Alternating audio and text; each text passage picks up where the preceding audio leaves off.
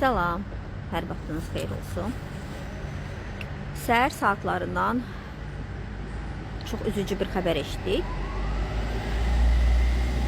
Çoxlarınız ilk dəfə eşidirsiniz. Belə bir insident yaşanır məktəblərdə.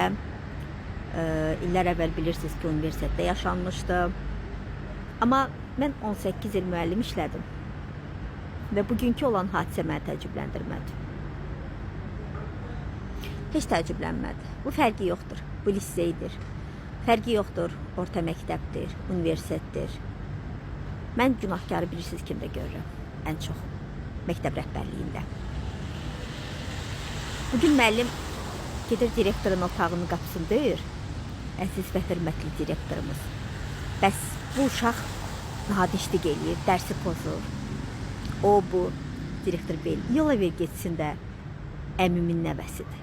Yola ver getsin də qonşum, yola ver getsin də mağazasına gedəndə üz göz olmayım da. Və gəlir, axırda nə olur? Bax, belə bir hadisələr baş verir. Deməli, yəni mən işlədiyim məktəbdə və digər məktəblərdə də eşidirdim.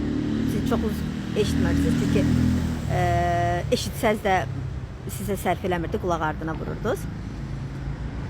Müəllimin başına stol vurmaq, şüşəni sındırıb müəllimin yaxasına sancmaq, qapını müəllimin üzünə çırpıb burnunu qırmaq.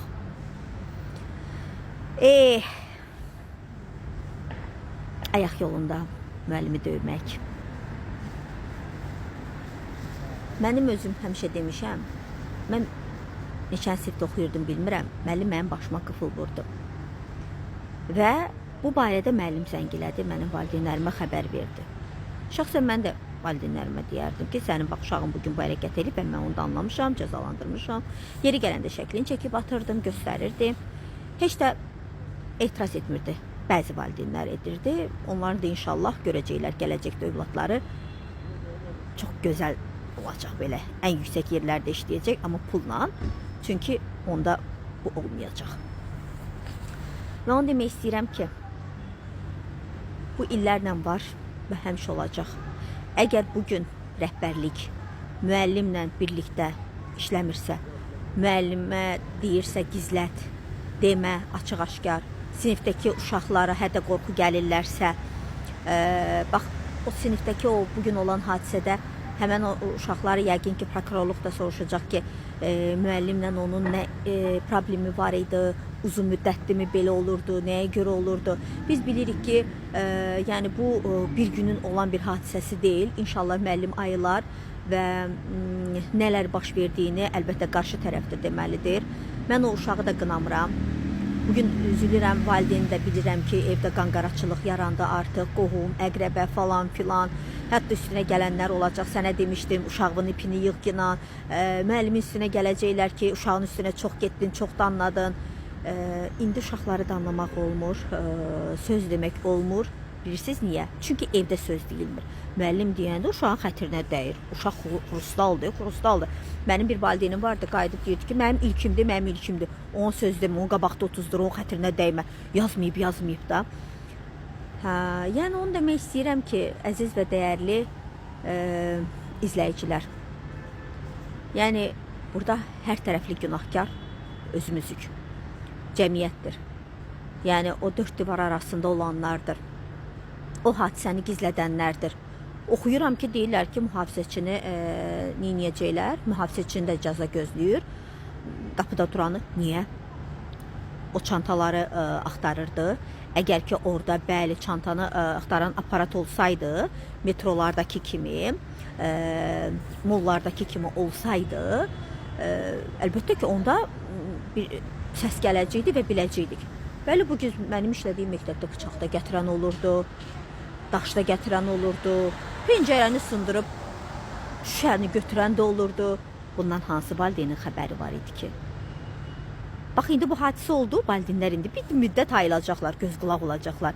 Vəssalam, bir müddətdən sonra yenə sakitçilik olacaq. Yəni ona görə demək istəyirəm ki, heç nə düzələn deyil, heç vaxt düzəlməyəcək. Çünki müəllimlər valideynlərdən qorxur. Çünki direktor valideynlərdən qorxur. direktor yuxarıdan qorxur, istəmir məktəbində. Mən dəfələrlə həmişə deyirdim ki, tez-tez bura polisləri çağırın, gəlsinlər, uşaqları maarifləndirsinlər, tutaq ki, yəni belə bir hərəkət edəndə hansı cəza onu gözləyir, cəmiyyətdə ona necə baxacaqlar. Lap belə yeni o vaxt mən uşaqlıqda da axtarırdım, araşdırırdım. Yeniyetmə kolonnası var idi. Yəni yeniyetmələr üçün həbsxana var idi.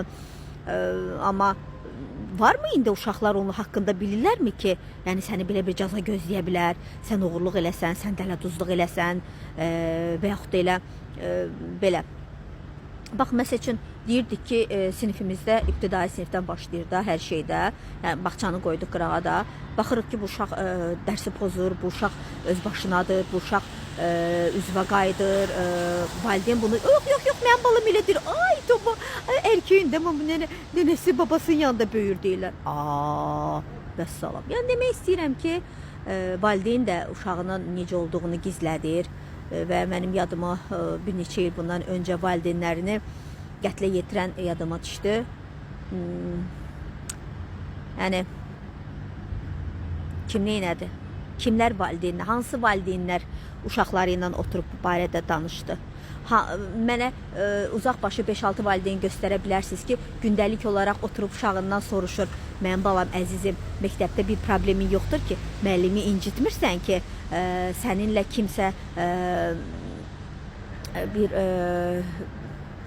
üz-üzə gəlib nəysə söhbət yaranmır ki. Amma yox, valideyn neynir? Bəli, mən də uşaqlarıma telefon vermişəm. Mənim də uşaqlarımın telefonu var. Amma mən uşaqlarımdan o deməkdir ki, telefon vermişəm və onlarla maraqlanmıram gündəlik olaraq ki, məktəbdə nəysə bir problem yoxdur ki, müəllimlər sizdən narazı deyil ki, var. Axırıncı dəfə nə vaxt soruşmusunuz bu barədə? Siz həmən o uşaqla o məktəbdən soruşun, deyirlər hədə qorxu gəlib valideynlərə ki, hə, uşağını buradan çıxartdıracaq. Amma bir şey var ki, bəzi yerlərdə, məktəblərin özündə də, sizə onu da deyim ki, bu imişçidə də o cür idi. Uşaq nadinclik eləsə də, bunu heç valideynə deyərdilər, gizlin falan filan, amma qeyd eləmirdilər. Yəni direktor bunu qeyd eləmirdi bir yerə ki, sabah bir problem yaşayanda yuxarı bilsin ki, bəli, bu məktəbdə belə bir şagirdlər də var. Və onu demək istəyirəm ki, valideynlərdən artıq dərəcədə xahiş edirəm. Yəni çalışın uşaqlarınız telefonla oynayan zaman nə iş gördüklərini, kimlərlə yazışdıqlarını, son zamanlar kimlərlə oturub durduqlarını. Bax, mən oxuduğuma görə deyirdilər ki, güya bir gün öncədən demişdilər ki, məktəbdə terror olacaq. Yəni artıq həmən o uşaqlar gedib evdə valideynlərinə demişdilərmi? Hansısa bir valideyn bu barədə məlumat bilirdimi? Yox, elə şey olar. Elə şey olar. Valideynin bir dənə uşağı çağırır, nə? Bala, gəl yeməyə birginə. Can bala, konturun yoxdur. Narahat olma, sabahlarım yeni çıxan telefon gedib alarıq. Alın. Amma uşaqlarınızla da maraqlanın. Yəni vəziyyət günü-gündən pisləşir. Həqiqətən də oyunlar uşaqların beynini pozur. Müəllim artıq söz deyə bilmir. Çünki uşaq görür ki, cəza kimi alır, müəllim alır. Müəllimlər artıq qorxu içindədir ki, ay uşaq birdən danlayaram, uşağı çıxardarlar, sinifim bağlanar, çörəyimdən olaram. Yəni nə bilim, mən məsəl üçün uzun illər işləyəndə şagird valideyn zəngildi ki, biz Bakıda bir ay olmayacaq. Uşağı artıq deyirdim ki, xahiş edirəm, məndən uzaq eləyin. Bu bir ay ərzində hər bir şey baş verə bilər. Gidin başqa sinifə qoyun. Çünki başqa müəllimlər üçün ürəyincə idi ki, uşağı gəlməsin, eybi yox. Əsas odur ki, maaş alır. 5 uşaq da gəlsə eyni maaş alır, 10 uşaq da gəlsə eyni maaş alır. Əsas deyir ki, az gəlsinlər, boğazım ağrımasın. Ona görə də demək istədiyim odur ki, müəllimlər də, rəhbərlik də, valideynlər də, şagirdlər də həmişə maarifləndirilməlidir, həmişə gözləri üstündə olmalıdır və məktəbdəki o psixoloqlar nəyə lazımdır bilmirəm, məktəbdəki o kameralar nəyə lazımdır bilmirəm. Arada müəllimi də eşidin. Yəni valideyni yox, pulu düşünməyin ki, 5 manat cibimə pul qoyur, o çıxsa nağarar, uşağın biri azalmaqla deyil, bu günlərin birinin həyatını artıq demək olar ki, itirmiş üzrəyik. Amma dua edək ki, heç nə olmasın, Allah şəfa versin, tezliklə durar və səbəbini də deyər.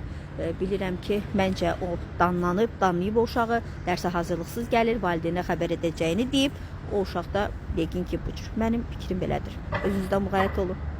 Hələlik.